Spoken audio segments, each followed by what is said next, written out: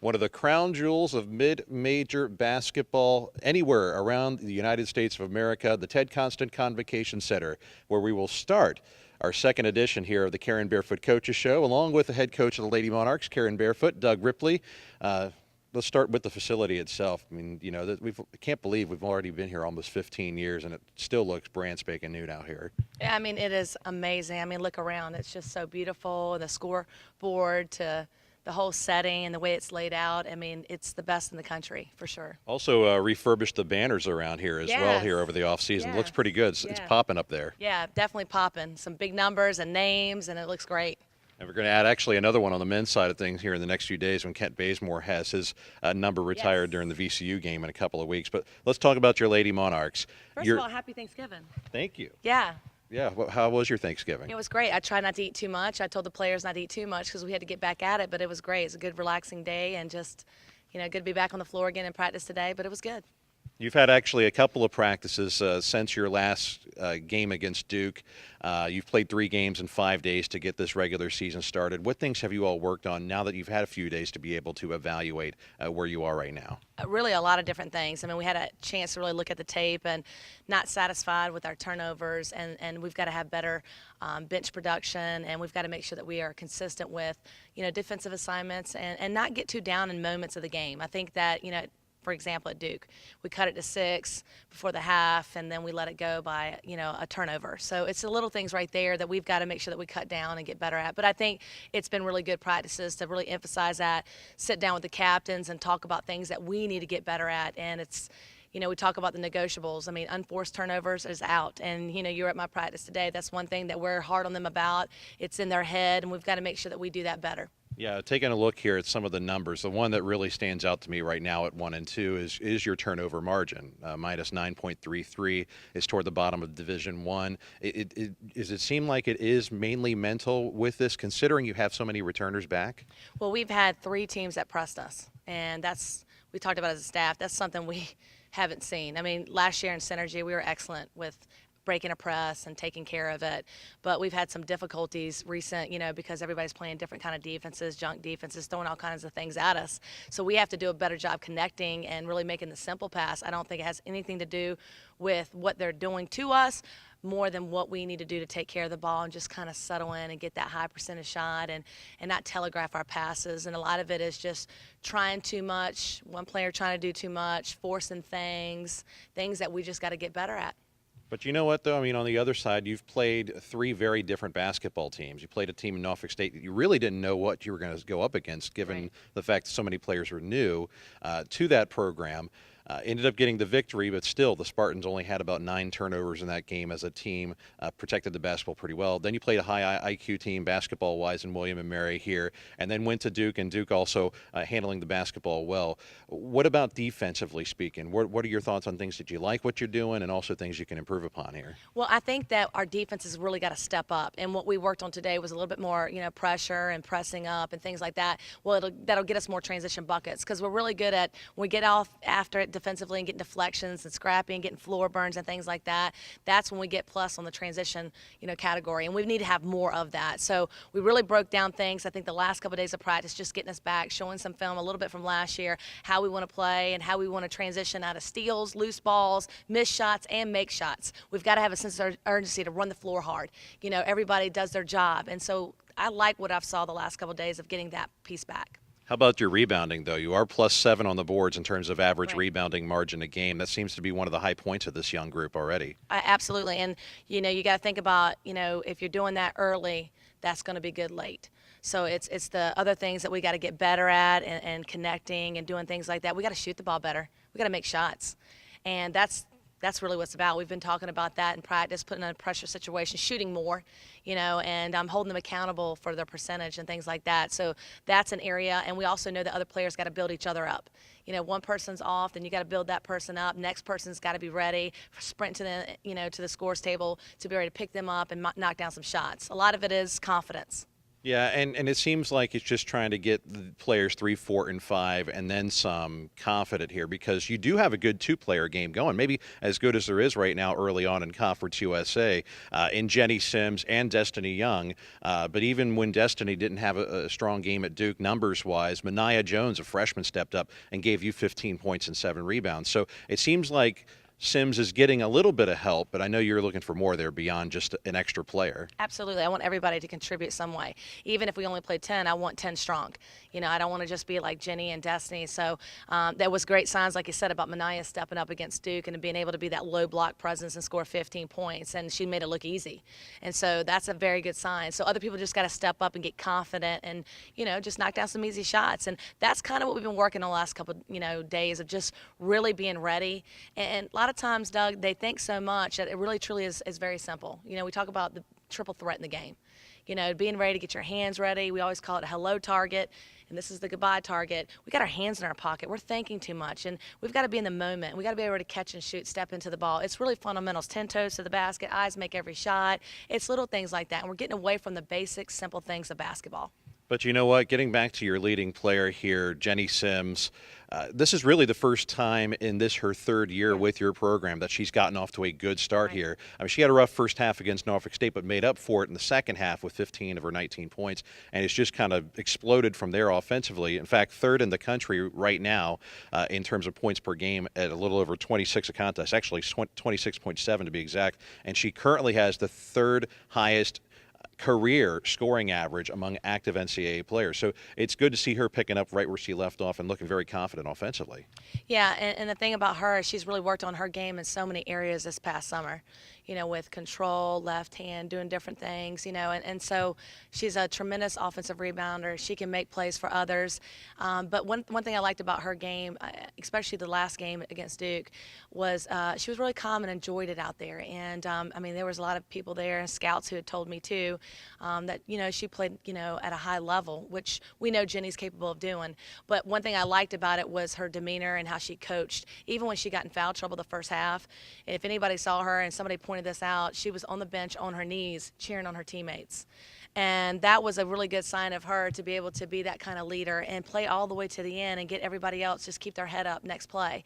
And so we're going to need more of her to do that because it's a matter of time when everybody's going to be shooting the ball well, doing all the little things, and it's all going to come together, and it's going to be the Lady Martin basketball that we want to see. Jenny Sims coming off of 12 for 17 shooting from the floor, ended up with a game-high 33 points in the loss at Duke. So you're 1-2. You've got North Carolina Central coming in here on Sunday. You also have Dartmouth coming to the TED for Education Day this coming Wednesday at 11 a.m. before you hit the road to take on nationally ranked Miami down in Coral Gables the following Sunday. So we'll talk a little bit more about that and getting set here on this edition of the Karen Barefoot Coaches Show. But similar to what we did with the first episode and taking people behind the scenes of the offices and what you guys work through or work around or work with in terms of staff on a day-to-day basis, I wanted to go ahead and take this opportunity to be able to take people behind the scenes on what it's like game day for Lady Monarch basketball, especially right here at the TED. So, Coach, if you want to go ahead and lead the way, we're going to go ahead and take everybody back behind the scenes. Yeah, this is like the tunnel. This is a special area that we come out before the game. So all the girls get lined up and they get really excited about coming out of the tunnel, seeing all their awesome, passionate fans cheer them on. So they get pretty hyped back here before the game. You can kind of hear it if you're on this side or that side. But once you come back here, we're about to go into our locker room, and we'll take you back to the coaches' lounge first. And I think our strength and conditioning coach is back there, so you get a chance to talk to Abby. Abby Bush taking over the reins there in terms of sports performance this year for Lady Monarch basketball as we're taking you behind the scenes. Lady Monarch's Team Lounge. Here she is. There you go. All right. Get a little work done there, huh? Abby, welcome to Old Dominion. Thank you. It's good to have you with us here. Your impressions on what it's been like working with this team, thus far this young season. It's been a really good experience. I got here in late July, and just taking that first month to get to know them, to put them through a good preseason was good. And I saw a lot of character about the girls, which is good because I'm seeing it come out these first couple games here, which I like what I see. How do you like how they're responding to a little bit of adversity already here at 1 and 2? I think they're really bouncing back. I mean, I saw it through preseason as well. We had a few injuries from last year where people were then cleared to play, and to see them bring their teammates out of that has been something really good. Now, when it comes to practices and even games, you play an integral role in terms of getting everybody kind of in the right frame of mind and from a physical standpoint, getting ready to work hard here. What things do you try to stress here, whether it be game day or in a practice day, with your role, especially right at the top there, getting everybody kind of ready to go? I would say biggest thing is our habits, keeping our habits consistent. So that is pre-game stretch and pre-practice stretch, making sure they're feeling good going into practice and games. Biggest thing right now too is with the stress of school, we're starting to pick up our travel a little bit, is taking care of ourselves with proper sleep, proper nutrition, just getting the things that they need individualized to get them ready for game day. And Coach, you see it on the other side here. I mean, what has Abby brought to the program here with her contribution, and especially within the realm of when you have your practice days or even on game day? Well, Abby was a tremendous player, basketball player, and so she understands the game and she understands the specifics of the movements to the, weight training to everything. The nutrition has been the biggest piece I think that she's really brought to the table too, with all of that, and sleep pattern, and she's got a good, mind of understanding the basketball body throughout the season, whether it's preseason, in season, off season. She does a lot of good evaluations on the players. She's always watching and taking notes, and she's always has that calm demeanor of knowing how to communicate to them about what they need to improve on and why. And I think that's a big thing, is like, a player wants to understand why they're doing this, whether it's building strength, upper body, rib cage, building that up to rebound, things like that. And it makes them kind of push harder. So I see them really having a ton of energy in the weight room and pushing each other. And she makes it basketball like a team sport. Like, it's always one. It can't be just about one person. It's always about the team. And I love the fact that she understands that team concept of always preaching and teaching those things within the game. Because really, it is 24/7. I mean, you just like Coach described, you can't really take off at any point here, even when you're not even in basketball mode. No, we can't. And so that's really huge. And Coach Barefoot allows us to lift in season still. We're lifting 1, and when we can, 2 days a week, which is huge for the girls to keep strong in those movements so that we can progress through that and keep injuries down the whole season.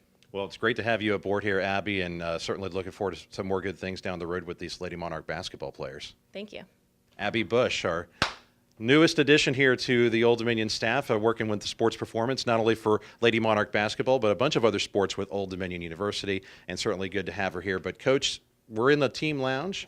Let's continue to work our way through. Tell us a little bit about this place and what what do you guys get out of this particular area, especially on game day? Well, this is a place where they can come and be relaxed. I mean, a lot of times, you're always talking about, just basketball field, getting them ready and all that stuff. They love to lounge around. So I guess that's why it's called the team lounge. But they enjoy this. They come in here, they'll put the TV on, they'll relax, just talk a lot. And we've got movies here. We got a little table set up. We have little snacks. Abby puts snacks in the refrigerator all the time, so if they need something, and it's just a place for them to relax. And then you have the wow factor too, with pictures of the players, and then a little bit about the history, Old Dominion. So it's kind of a fun thing to see a little bit. On a game day, on average, do they typically get here like 2-3 hours beforehand, and does this area kind of help put them in the right frame of mind once they've kind of gotten clothed up to get ready to go out and start warming up? Yeah, game day, they get here like at least 2 hours, maybe an hour and 45 minutes, depending on treatment and some players' situations. But, they like to get here and they like to get their minds ready and relaxed. They got their headphones on. They can come in here and relax a little bit. And sometimes they even ask questions about the scout. Just their kind of peaceful moment before they get dressed and get ready to hit the floor. A lot of fans, I'm sure, are curious as to, they see the players go out, they come back in. Some of them only go out really early on. But it seems like as a team, starting with working with Abby about an hour at a tip, they're out there. Take us through the motions of how you all get yourself not only physically prepared, but mentally prepared on a game day, especially here at the TED in this setting. Well, between Abby and Megan with doing the treatments to getting them ready to extra stretching, I think that piece of it is really important. It's like not rushing and getting their ankles and mine and extra stretching done. And that is a big part of what we do before we start up. at, the 60-minute mark, where that's where everything starts with the, a few drills, and then Abby stretches them, and then the 45-minute mark, they head here, get ready for an awesome pep talk. We try to get them fired up. We review the scout and then just talk about little bits and pieces, and then they get hyped here before they go out in the tunnel, and then they have a hard, intense warm-up, for 30 minutes. And so every little piece matters, and everything that they do, they have to have things certain ways. The manager's got to have them, their shoes at a certain spot or towel at a certain spot. They're superstitious. I mean, everything that they do in their mind is like, it has to be done this way. And they got to keep track of that too. That's a challenge in itself. Oh, that's a big challenge for sure. Well, let's go through the rest of this place, and because you explore the space when it comes to getting ready for a game. Absolutely. So again, this is the lounge, and then of course we got a few pictures here, Hoops for the Cure, and then this is our film room, and this is kind of where, prior to the game, all the players come in here. And they have their own seat, and trust me, the seniors have priority.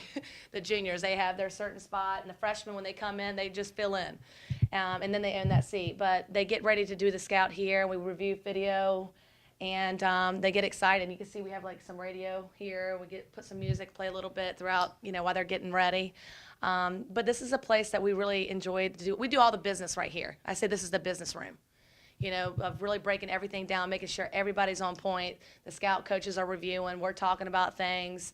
And again, a little bit on the wall is our standards and our goals, and a picture of Sarah that they wanted in here. Sarah Jones, yeah. Yeah. It's like the whatever it takes, motto. It's kind of been our thing, and we've kind of embrace that on a day-to-day base. And then again, back there, we won't go too far back there. You never know what's back there, but this is, you got probably some smelly shoes and whatever, but that's where they get dressed and stuff. And then of course, all the alums that come through the program, they sign the wall. Men or women, it's not, there's nothing glamorous about a locker room, right? Not at all, not at all. So, it's a basic locker room, has their names and their numbers up there, but they take pride in every game. It's kind of like their little private mini apartment, I should say.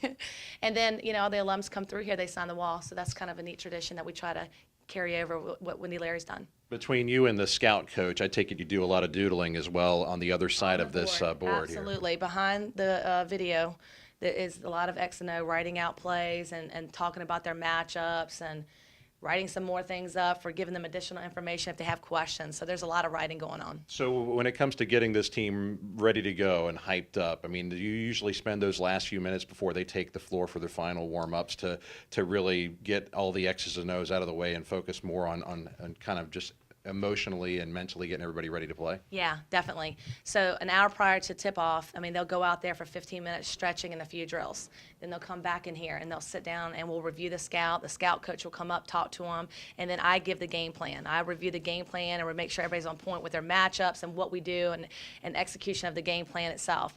Have any questions, I'll ask, and then of course I always have a fun song at the end to kind of make them just kind of relax a little bit. I'm kind of a hip-hop thing. It's something I've done every game, so keep that going. Then we'll get a little high five going. Everybody's lined up there. We're fired up. We'll go out there. We'll do our pregame. And then actually we come back here at 10-minute mark, and we kind of make sure that, we look to make sure at the 10-minute mark, every coach has to put the starters in. So we make sure what the starters are, make sure our matchups are right. We review one more time, and then we say our little prayer, and we, get a high five. Everybody's in the huddle, and then we get excited to go out in the hallway and get down to the huddle to go out. So there you go. You find out exactly what's going on. It's a lot more than just lacing up and getting ready to go play. Let's. There's actually a lot more things that go on behind the scenes here, and let's kind of snake. I actually left the scout here just to kind of show you the scouting report. And every scouting report you see here, they'll review it and they'll bring their scouts in and we'll kind of review. We have a theme page and then they'll broken down to starters and stats. It's really like a book almost. It's really detailed. It's almost too much about the team, right? Absolutely. And you try to keep it less is more and you focus on your team. But it's a lot of work that goes behind it. All right, well, let's go ahead and head on out here. Now, in addition to everything that goes on in the locker room, you also have the athletic training facilities over here. And is that okay? yeah, let's do it. Okay. So Your show. All right, so before we go down there, we always love this area, and a lot of recruits love this area. We have a WNBA wall. So as you can tell, some of the WNBA players, I know it's kind of dark, if you can kind of, zoom in a little bit, but you got You all can see your Nancy WNBA. Lieberman, Irie Absolutely. Roberts, Tisha Penachero, Mary Andrade. Adrian Goodson, of course, Goody was on your staff a few years ago here. Donna Harrington, and then, of course, Tanti Maiga, Lucienne Bertu, Great. Monique Coker. I mean, a lot of Shay people. Kelly's getting ready to come up here, so which is great. And the coaches as well. Absolutely. Not only those who have coached here, but have gone on after playing and coaching in the game. Of course, you see Nancy Lieberman toward the top there with Ann Donovan, but so many others have gone out and branched out and beyond just their playing days here. I know, it's special. Every time I walk by here, it gives me chill bumps, and I think my players too, and especially those who really want to, they aspire to go to the WNBA, they'll touch the wall, you know. It reminds them to work hard every day, you never know. But you have, beyond just this and the last bit of people that you see, they pass going out here, prior to that, you also have athletic training facilities there and tables and whatnot where they'll get their tape or anything else to get ready to go there with Megan Hammonds and crew. That's right. So we'll go down the hall and we'll go hit the weight training room, but also, I'm sorry, the training room.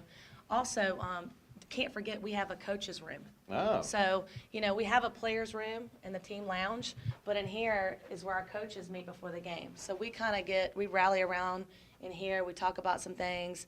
Our assistant coach will do the scout with our fans, and then one assistant coach will be out there working on the pregame, making sure our players are, you know, executing, doing all those things. And then I'm in here waiting for the team to come back in there to give the scout.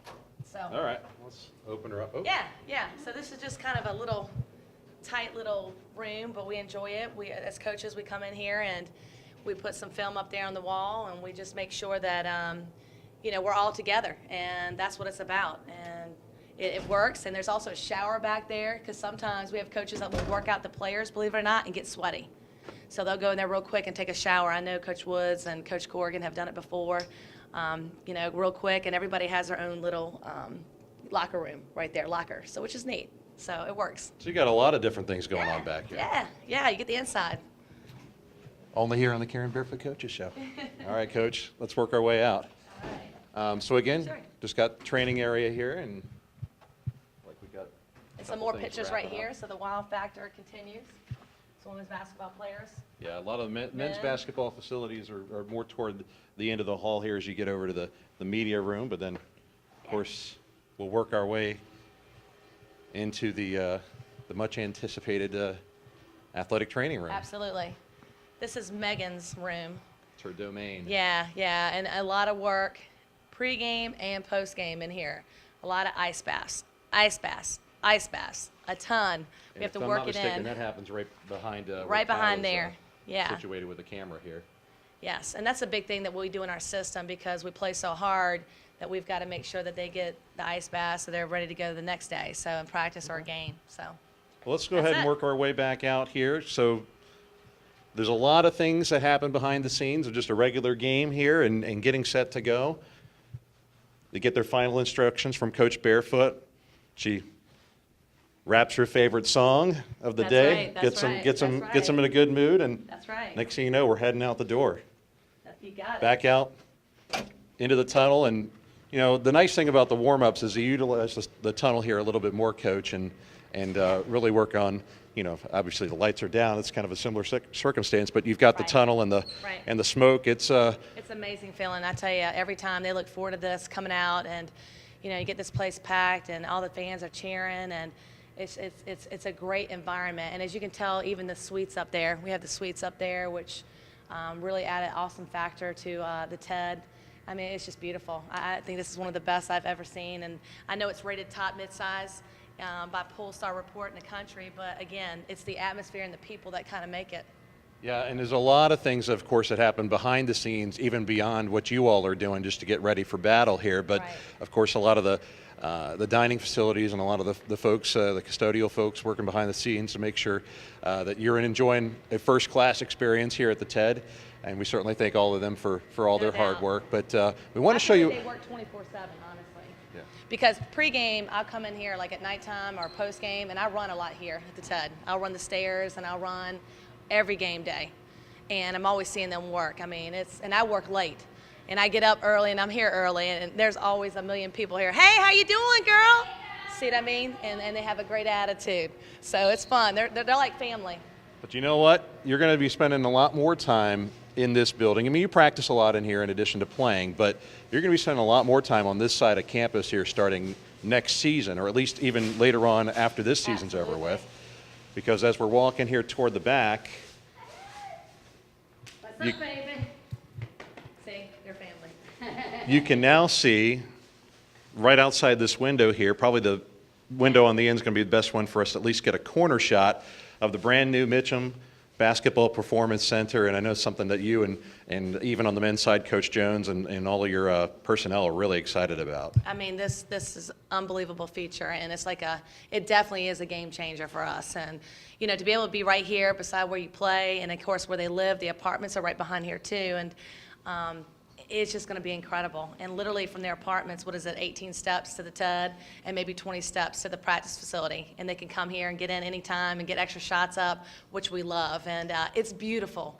It's amazing. It's got pretty much anything and everything that we feel like our players can really be productive. You know, how it's set up, and you know, the offices to the, you know, lounge to different things. It's going to be comfortable. And one thing I love that Wood did was he allowed us to pick out our own furniture and carpet and things like that. So Jeff's side is different from the women's side because women, they like a little bit of the feminine part. So kind of when I was picking their brain a little bit, I kind of got their input and the colors and things like that because they enjoy the peaceful time, not just the basketball time, where I think guys sometimes throw stuff down and it is what it is, right? But so it's fun. There's two kind of different personalities within the facility. Well, and there's not many times where, as a coach, you get a chance to be able to sculpt a building the way that you want it to, and the way that fits your team or your program or what you're shooting for. So it's got to be a great feeling to know that you're putting a personal touch on what's going to be one of the top basketball facilities in terms of practice facilities in the country. Oh, no doubt. And so lucky and fortunate to be able to do that. And I just can't wait. I think it's just exciting to be able to be over here the whole time. You know, it's still like every day I wake up, I pinch myself like, wow, it's finally here. Well, I'll tell you what, basketball season is finally here. You're only 3 games in to this young campaign, but you've got a lot to build on here at 1 and 2. You've got North Carolina Central coming into the TED Sunday afternoon at 2 o'clock, and then, of course, you've got Education Day against Dartmouth, 11 a.m. on Wednesday. And on top of that, you go to take on a nationally ranked opponent for the first time this year when you visit Miami next Sunday. So it's another 3-game cluster, albeit not quite as clustered as your first 3 games. But still 3 different teams and 3 opportunities to be able to see your team in action and see how you improve upon this first set of 3 games. Yeah, really looking forward to the opportunity in the next week to come, especially just to get us in a place where I know that we can compete and compete with anybody. I think that we've learned a lot of lessons, and you want to learn early, but you want to fix them quick. And so we're excited to get back here and really show everybody how we want to play the game, because I feel like the confidence, we've gotten our confidence back, because a lot of people like Destiny Young and Jenny Sims have said, hey, get your head up. And I told, if I see one more shooter looking over at the bench, that's it. After a miss, right? After a miss. Yeah. You know, I want them to play through mistakes. I want the big next play mentality. You know, we're gonna really get after it defensively. We're gonna get back to being us. Well, in transition too, I want to see more transition points, because when we're out running and pushing the ball and sharing it, and making the extra pass, that's really who we are, and we're more than capable of doing that. Before we go, we asked last couple of weeks here to submit your questions to Coach Barefoot anytime on Twitter or Facebook using the hashtag AskBarefoot. And I got one question just as we were doing our first show, a little over a week ago, and it came from Barb. It had to do with one of your twins that you signed here to a national letter of intent. Is it true that one of your twins out of Portsmouth, one of the Camp sisters, has a size 21 shoe? Yes. My goodness. Yes, I actually think it's like 21, 22. Oh, my goodness. So, yeah, so as soon as we found out, we had to call Under Armour and we have to start making that shoe, because that just doesn't exist. So we're working on that right now. You know, I think they had to do the same thing for Shaquille O'Neal back in the day when he was just going into the NBA. Absolutely. So Sean said he's on it, so we're excited about that. We have a year to get it. So again, keep those questions coming. We hope to see a lot more of them, and we're going to be taking this show live. Stay tuned because we'll be going Facebook Live here in the next week or so with the Karen Barefoot Coaches Show, which I think will make things even more exciting because, again, we're going to take you all over different landmarks and places, notable places within the campus of Old Dominion University, and of course keep you all up to speed with Lady Monarch basketball. So, Coach, looking forward to seeing you all hit the floor again here out of the Thanksgiving holiday, and it's going to be fun. Awesome. I can't wait. Everybody stay tuned for the next one. 11 a.m. is the tip-off for Education Day coming up on Wednesday. Old Dominion taking on Dartmouth. But prior to that, we'll see you at the Constant Center Sunday at 2 o'clock. And if you can't make it, you can watch it live on cusa.tv or listen to yours truly starting at 1:30 p.m. Sunday afternoon on ESPN Radio 94.1 as I deliver the Toyota pregame show. For Karen Barefoot, I'm Doug Ripley for another Karen Barefoot Coaches Show.